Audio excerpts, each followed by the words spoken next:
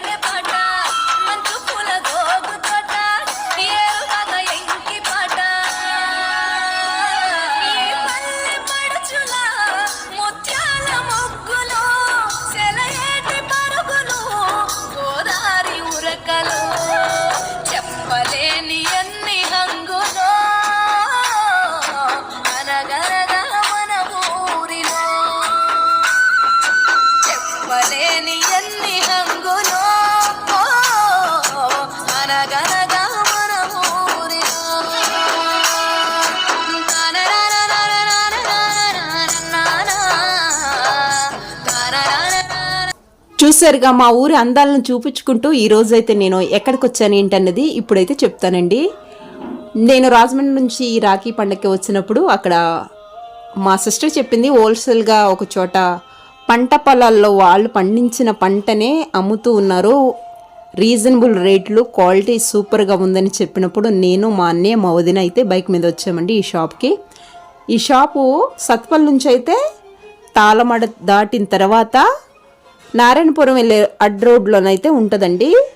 అటు నుంచి నారాయణపురం వచ్చేటప్పుడు అయితే లాస్ట్ ఉంటుంది, ఇటు నుంచి అయితే ఫస్ట్లోనే ఉంది.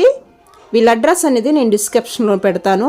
ఇక్కడ క్వాలిటీ అనేది అయితే చాలా బాగుందండి, నెంబర్ 1 క్వాలిటీ, రీజనబుల్ రేట్లు, చాలా తక్కువ అంటే చాలా, అంటే షాప్లో దానికన్నా ఇక్కడ చాలా తక్కువ అండి.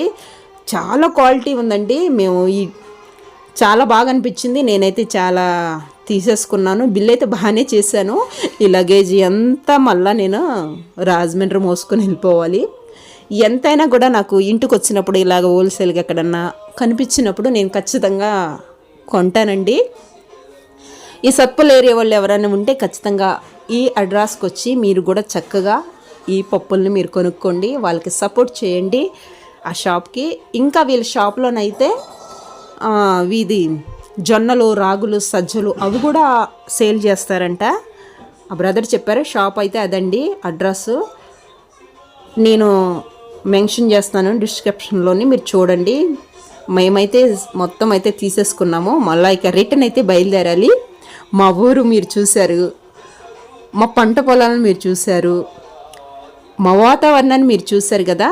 మీకు గనుక ఈ వీడియో నచ్చితే లైక్ చేయండి, షేర్ చేయండి, మా ఛానల్ని సబ్స్క్రైబ్ చేసుకోండి.